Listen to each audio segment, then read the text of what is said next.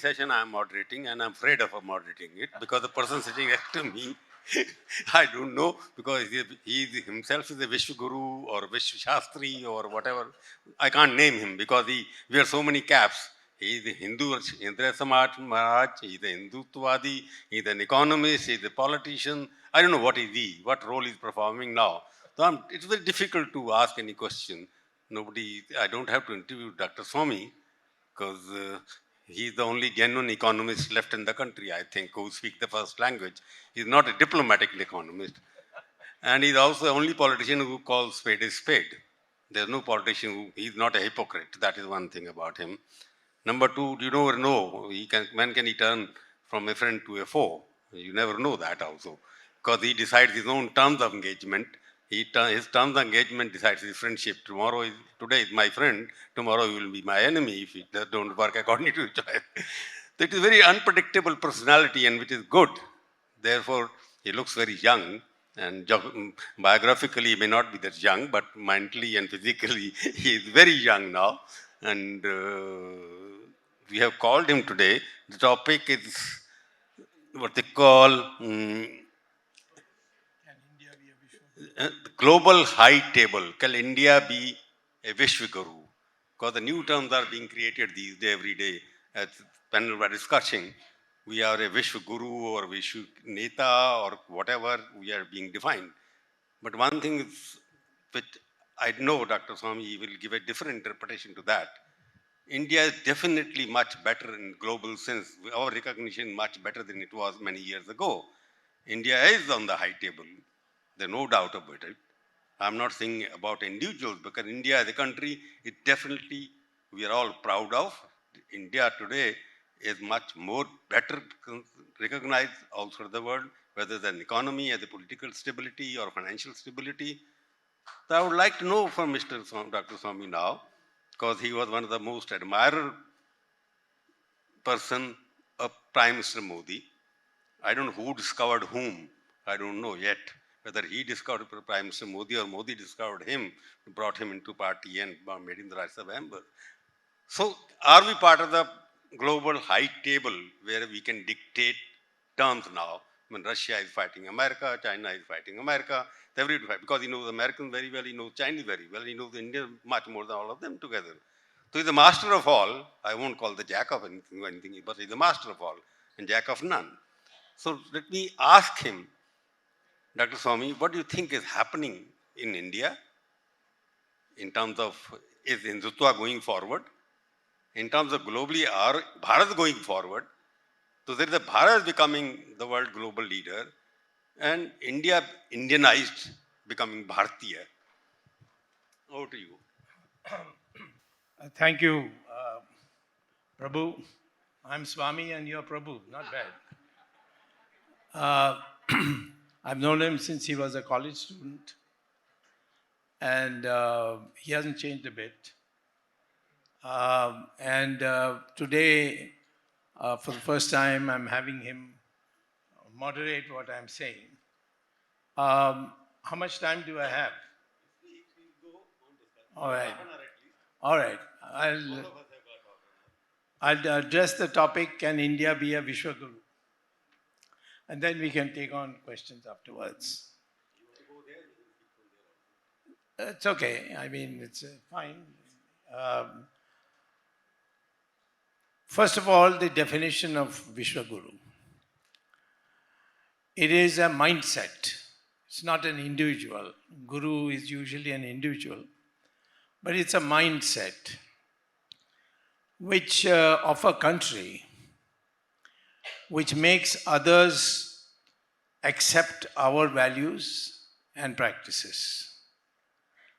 We may say Vasudeva Kutumbakam, but the fact is that we would like to see that those areas and those dimensions which we hold dear from our cultural past, our civilization, so on, are accepted abroad.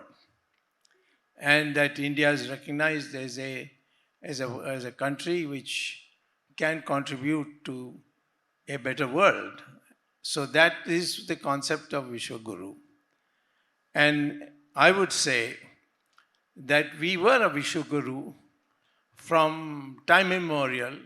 I can't say how far back I can go. Even Ramayana is at least 9,000 years ago. So therefore, I would say, however, that role was terminated finally in the 12th century when Muhammad Ghori unfurled his flag in Delhi. So therefore, after that, we have been in a series of attacks, invasions, looting, and so on till 1947. Now, after 1947, we did not pick up this concept of Vishwaguru, that India has many things to contribute, and again, it must try to establish its position in the world. There were people who wrote in as late as 1936 who put the Vishwaguru feature about India in international conferences. In 1936, Harvard University became 300 years old. It was started in 1636 and it became in 1936 300 years old. They called scholars from all over the world. And they called a very famous poet and scholar and the president of the Peking University or Beijing University, Dr. Hushe, to Harvard, to the conference, and asked him to speak on a topic of his choice. And the subject he spoke, and which is printed now, is available in print as a conference volume. The title he gave was The Indianization of China, a case of peaceful borrowing for centuries. Now, this is something which surprises everybody because we don't know our history. And the history that we got taught in schools were designed by the British on Macaulay's principles. And so we have no idea what influence we wielded all over the world. When people today go to Cambodia, Vietnam, Laos, Indonesia, they are surprised to see temples of India with Hindu gods and worship taking place, pujas taking place, because they were never told to look east. We were all told to look west and feel inferior to that west. That was the situation that we were left with in 1947. So I would say, first of all, when we say Vishwaguru, we have to change our educational curriculum to the point where the true facts come out. There is a lot of falsehood which has been put out, which divides us. This Aryan Dravidian theory is the most bogus theory that has ever been invented.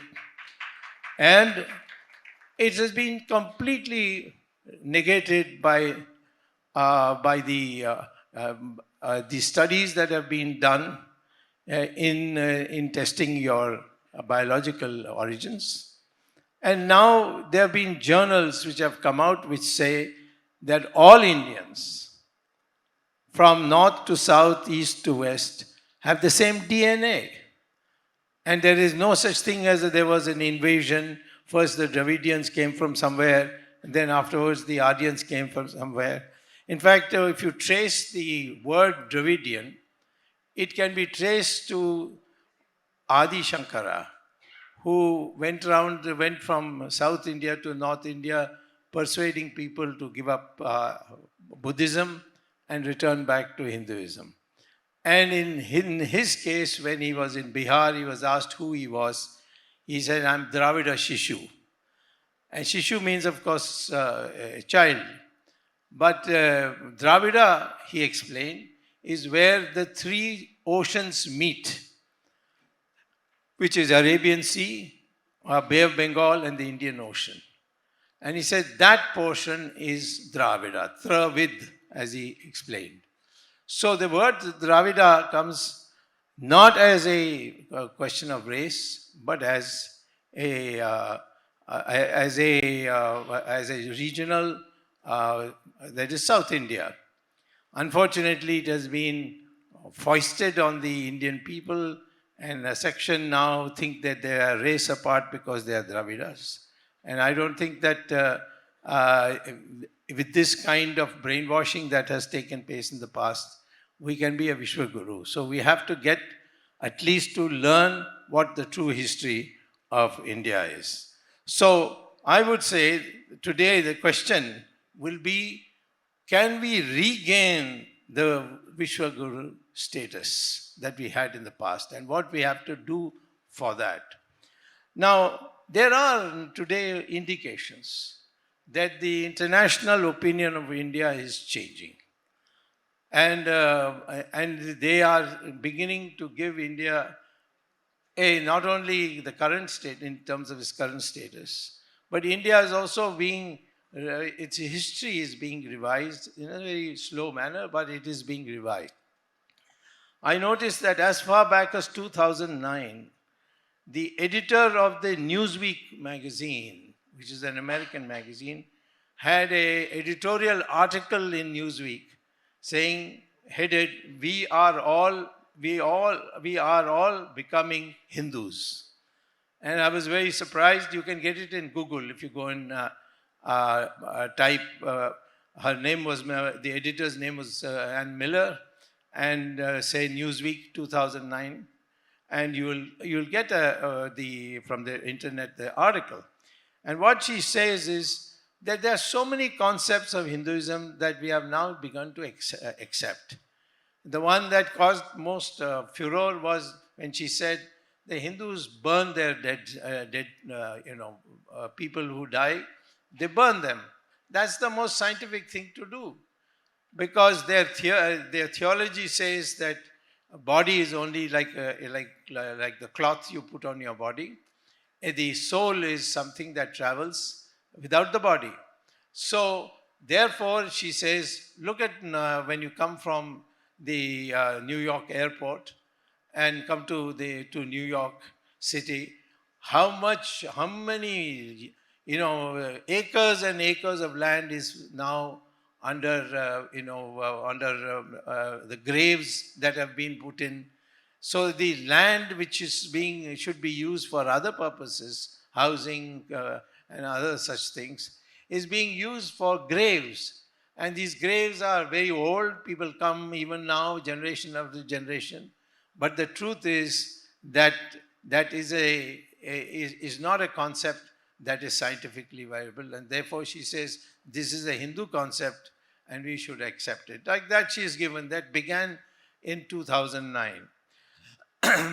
Now again, if you go to Google and type St. James School, London, and Sanskrit, you will find something. You will find very, if you have not done it, you have not seen it, then you will find this, what I'm telling you is unbelievable.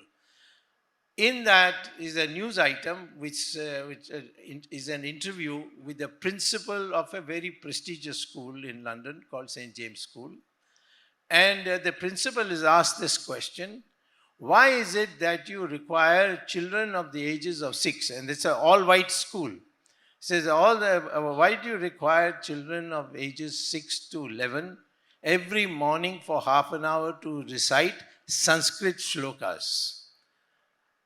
Not only they recited Sanskrit shlokas every morning in school, but just now when Prince Charles was coronated, there was a group from the same school which recited Sanskrit shlokas during his coronation.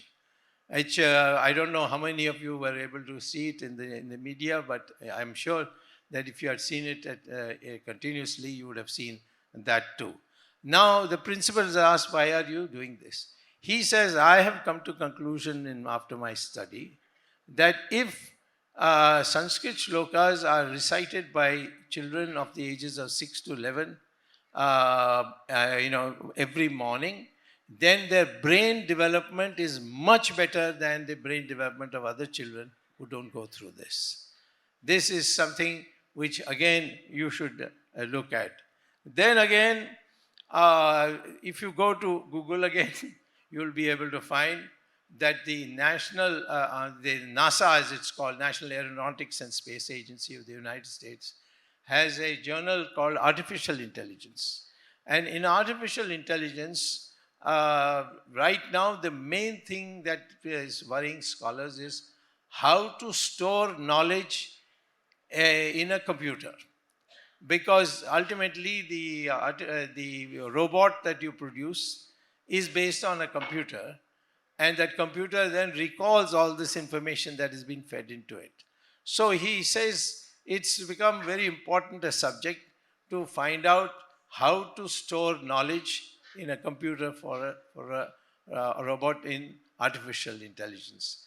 And the author comes to the conclusion that it's very difficult to insert knowledge with English, particularly oral, because if you, while you are speaking, you will say put, and that is P-U-T, and then you will say but that is B-U-T also. So you should say but also instead of but. So therefore, English is not appropriate. He goes through a series of language and then finally says there is only one language which is computer savvy, and which we can use for artificial intelligence to store knowledge in a computer, and that is Sanskrit. And therefore, they have begun this teaching of Sanskrit in NASA in the United States. And there are many other places also now. Sanskrit being, Germany is teaching Sanskrit in a very big way. It's only in India that we think Sanskrit is something of the past, and it's something that we should be looking forward and so on. But Sanskrit words are there in every language of India. And even in Tamil, about 40% of the words are in Sanskrit. I once had a discussion with Mr. Karunanidhi, whom I knew quite well, and he was very much a supporter of the ancient Tamil that is there, which is, he said, superior to Sanskrit. Then I said, why are there so many Sanskrit words in Tamil? And he said, no, there are none. So I said, let me give you a name. First of all, your name, Karunanidhi itself is Sanskrit, Karuna and Nidhi. Now, he didn't know that, so I made him wise to that. Then I told him that you call the election symbol as Chinnam. The Sanskrit word for symbol is Chin. From Chin, it becomes Chinnam. Then his symbol is described as Udayan Suryan. That means, rising sun. Now, Uday is Sanskrit, Surya is Sanskrit, and Tamil has borrowed it. There are 40% of the words in Sanskrit. If you go through a dictionary and start tabulating, you'll find 40% of the words are Sanskrit. So the people here who oppose Sanskrit, they really don't know their heritage. So it doesn't matter. Some people prefer to have names like Stalin, which is not an Indian name but a Russian name. Now, so I would say that the question is, artificial intelligence itself shows this. Then we have acceptance of number of practices of Hinduism, which has been accepted in the West and is widely used. Yoga, for example. You can go to any town in America, you'll find a yoga center. And they don't hide it, the fact that it's come from India. They teach pranayam. A lot of people now today in the medical schools are taught the concept of karma and how it affects results for you. And Ayurveda is also another thing which is gaining strength. So I would say the indications are today that India has become, if not very strongly, but at least it's been recognized that it is a country which can be a leader for us in a field. I would say, therefore, that what is it that we in India should do to become a Vishwaguru? I mean, not giving speeches, and I'm not, I'm not concerned about the Prime Minister talking about Vishwaguru, because he's neither Vishwa nor Guru. So therefore, I'm not in that situation where I have to praise him. I know him very well. We go on issues, we fight on issues, and ours is a democratic party. And people keep asking me, like this gentleman here, why you haven't been expelled from BJP yet? So I tell him it's a democratic party, and you're not used to democratic parties, I think. So therefore, in issues there can be differences. And I would say there's a very strong difference with me and Mr. Modi on the question of the economy. Indian economy can grow at 10% per year for at least 15 years, and that's enough to make it a developed country. We have, during Narasimha Rao's period, achieved up to 8%. And after that, 7%, 6% has been very common. And therefore, I think if you want to be a Vishwaguru, then you have to demonstrate a country which was totally destructed by imperialism and Islamic invasions can become a developed country in a short period without regimenting the society, with democracy, with differences, with the disagreements. So, therefore, I would say the first thing we have to do is grow at 10% per year. There are consequences for that. How much investment would be required? How would you get the... Then most of all, I must tell you that every country which has grown very fast, like the Western countries, they have not grown because they put in a lot of investment. Investment is a small part of economic growth. What is the main part is what we call as innovations, new methods of doing things. Locomotive in the 19th century for Britain, and then thereafter wireless, thereafter steel furnaces, so thereafter aeroplanes, computers, and now we are now reaching this cyber situation. So these innovations are the ones that will make the difference. For a country like India, to be fighting about water between, say, Tamil Nadu and Karnataka is really silly. There's plenty of water. You can desalinate the sea water and give enough water to both Tamil Nadu and Karnataka. By that process, the Israelis are doing that when they have no rivers.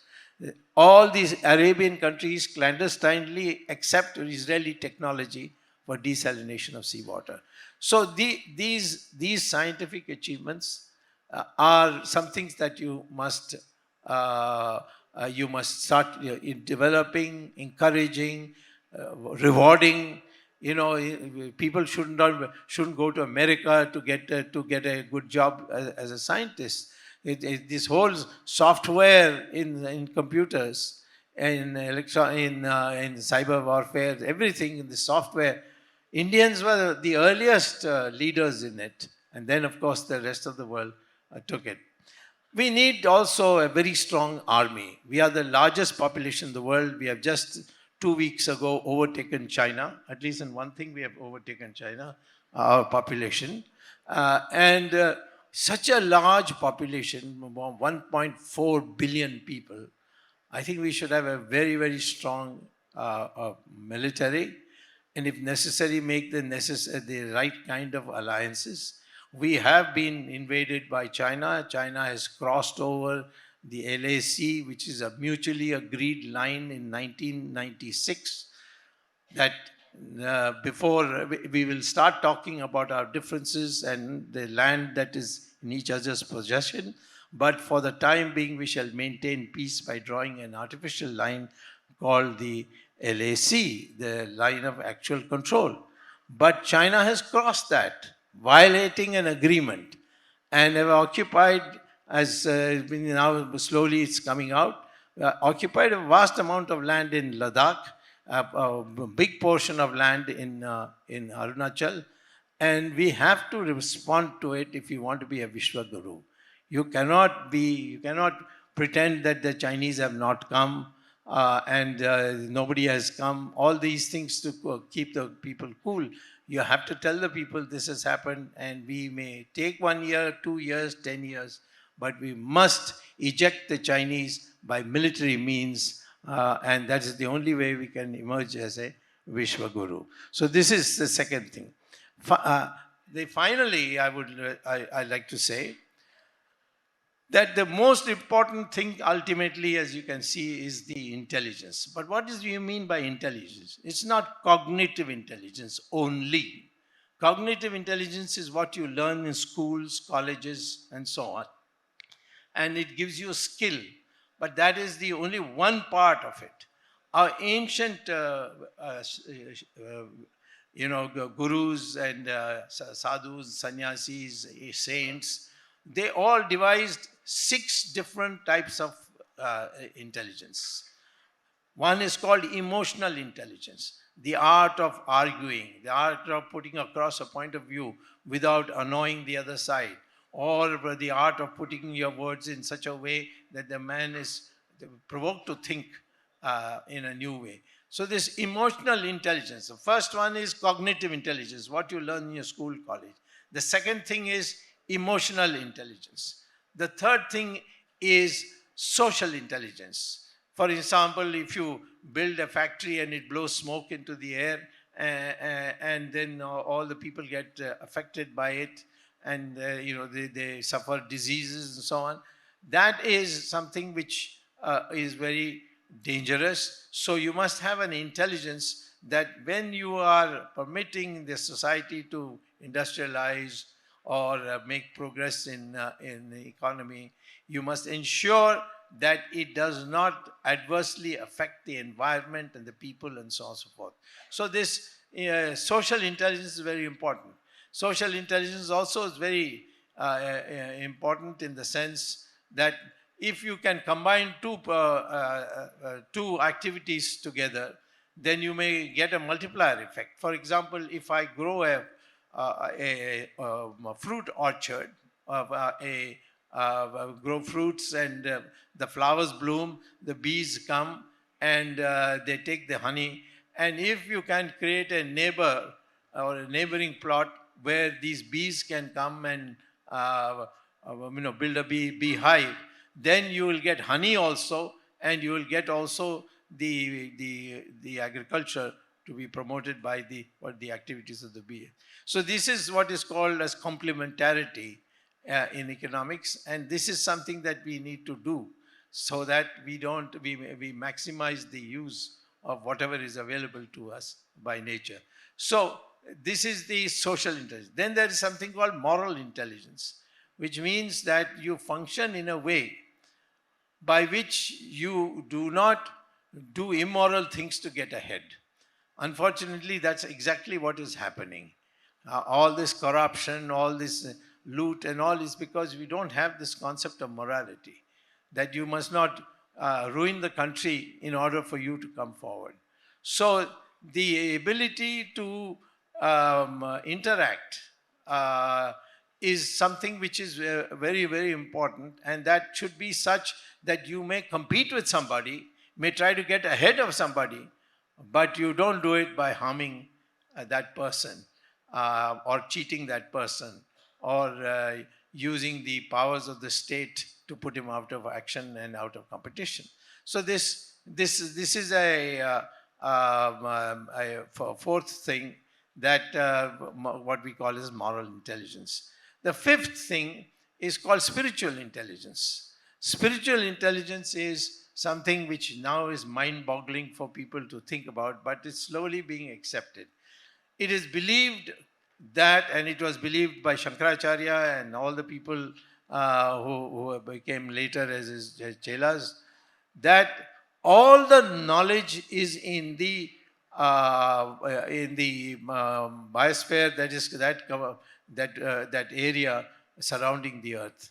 And if you are able to train your mind, and that is why these shlokas are so important, so that your brain has a wireless communication with the cosmos, That is where you get the maximum knowledge. You can download the knowledge from the outer space. So this is something, this is being developed in the United States in a big way. And the Chinese are also doing it, but we are not doing any research in it, even though we had earlier on formulated this concept when all these great thinkers used to meet. We did it. We have done practically everything which used to now being attributed to Newton and German scientists like Leibniz and so on. For instance, calculus. Calculus was invented in India. And in fact, there is a manuscript I've seen called Vimana Shastra, and I was surprised to see it. There, they are describing how to build a plane, and what is the fuel they are suggesting? Mercury. So I asked a scientist that can mercury be a fuel for an aeroplane in the future? He says it's a long time in the future, but it is something that is being studied. When you say that Rama came back to Ayodhya on that Pushpak Viman, and the Ramayana text itself says that the fuel was mercury. Today you can imagine, we have forgotten all about it. Even the world didn't know about it. It's only now in the research stage. So in that sense, the spiritual thing is very, very important, and particularly the fact that if your mind can connect with the cosmos, then that is where all this japam you do in the morning, all the prayers you do in the morning, all these are aimed at making your mind connect with the outer space. So we will become a new kind of human being. So these are some of the things. There are other intelligences also, like environmental intelligence and so on. But these main five can shape a new Indian, and that new Indian can then can lead the country to become a Vishwaguru, where everybody will come running to us to learn. Like they're coming running to sit with our gurus here. You go to any of our sadhus and sannyasis who have got some reputation, you will find lots of foreigners wanting peace, how to get peace. And they are being taught how to get peace. So the same way you will find in all these other areas also, we will be able to attract the whole world. The world and a large country like ours becoming a Vishwaguru is something that is very much within our reach. And this question is how we reach out to it. Thank you very much. Dr. Swami, I think you spoke more like a professor. You gave all the various parameters of becoming a Vishwaguru, from spirituality to economics and whatnot.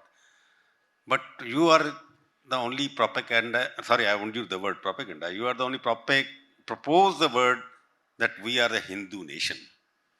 There is a contradiction between holistic, inclusive development, then Hindu Rashtra. If Hindu Rashtra you want to call yourself, which you are conversing all over the country, you are going as a more like a Hindu monk rather than you are wearing a saffron even now. There is a contradiction that Hindu Rashtra can be accepted as a Vishwaguru or not. If you go by history, we are Hindus.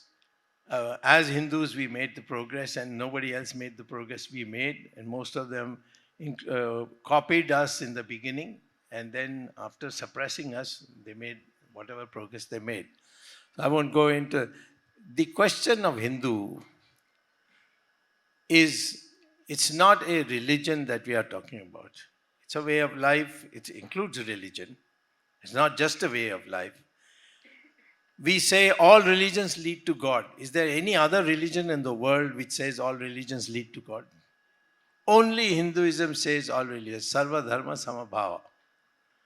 And it's there in our constitution also. So why should anyone object to, and we are 80%. India in population is 80% Hindu. And we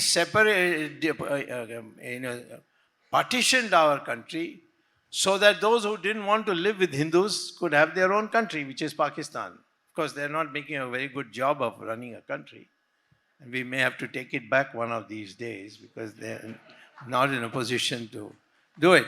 But the fact is, Hindus are the most known. I mean, I'm not talking about riffraffs and gundas and thugs and so on who have to be dealt with in a very strong way. But internationally, nationally, Hindus are the most tolerant people if you are a genuine Hindu. Professor, I'm a little confused about it because I've been raising this question for many years in my mind. Hindu way of life or Hindutva, Hindu Dharma is the ancient, which is not known. I'm a little worried why it was known as Bharat and not Hindu. Of course. So, what is the difference between Hindustan, which was the Urdu mixing of that? No, there's no Urdu. Why we still call India that is Bharat? Why is not calling it Bharat, which means Hindu? I'll give you a shloka from Rig Veda, which says that he from Himalaya and Hindu from Hindu Sagar, what lies between is what is called as Hindustan. It's there's all this that the Arabs brought this word, or they couldn't pronounce Sindhu river, so they called it Hindu river because they, instead of sir, they use her. All this is but nonsense, you see. What is the difference between Bharat and Hindustan? The difference is that Bharat is the concept of our republic. And we've given the name of a king who first brought this whole idea that my children need not become kings. If you find the best person better than my children, then they become kings. And so he himself chose somebody who was not his child and made him a king. So we have named the country as Bharat in honor of him and to represent the concept of a republic. Whereas Hindu and Hindustan it describes the nation as a people, that these are the people with these beliefs. And these beliefs are of course multidimensional, but they are beliefs in which we also say that all religions lead to God. Sarva Dharma Samabhava. It's there in the Constitution. I'll ask you the last question before I disperse. Do you think the Vishwaguru concept which your party is talking about, you're still a member of the BJP, I assume so? Well, I'm a member of the BJP till you throw me out, and I don't. And you won't be able to. No, I am because my support is very, very solid. So I'm asking, you're supported to the cause. You are only, infatuated by the individuals in the party. So, I'm not. So I'm talking about Vishwaguru, the concept they are talking, the party is talking. Party is talking of whatever Mr. Modi says. They don't apply their mind. The crowd that is surrounding Modi. They are linking it with an individual. Vishwaguru. That's wrong. It's got nothing to do. The concept of BJP is wrong. It has got nothing to do with the individual. It is a concept, as I told you, of what we are. It's not a question of who Modi is. That's not got nothing to do with it.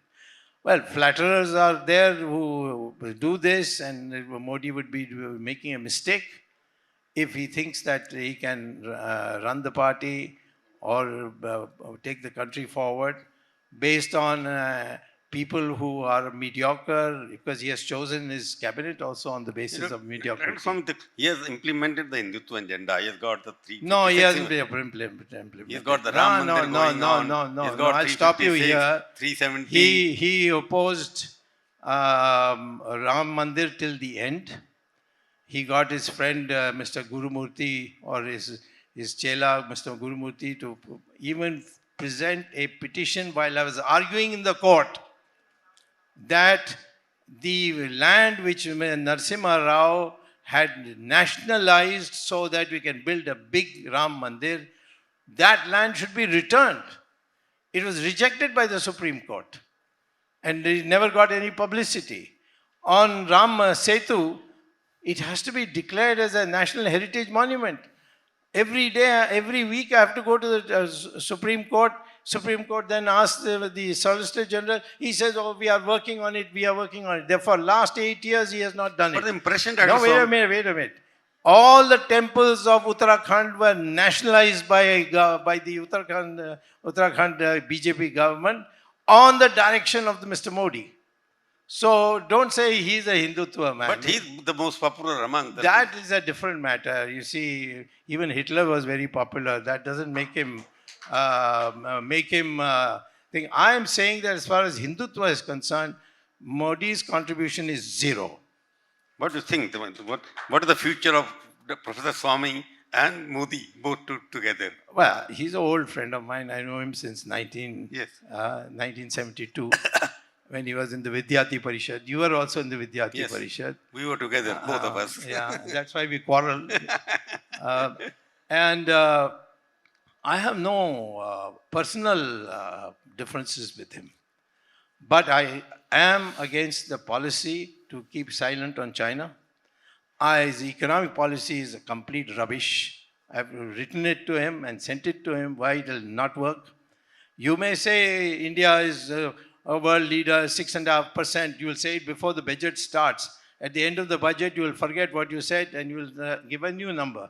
I can tell you, if you want to see the true statistics, the GDP, which was at 8% in 2015, has come down every year. And today, if you take the average between 2019-20 to 2022-23, you will find that the graph is down. Call any economist, you call him on this as a platform, and ask him to debate with me. No one will come, I'll tell you, because they know what will happen when I... What do you see him in 2024? Huh? 224, Modi is baar 350 par. Nobody, what about 24? How can I say what is going to happen 24? There are so many actors in the BJP. There's RSS. I don't know what they are thinking. They won't also disclose it.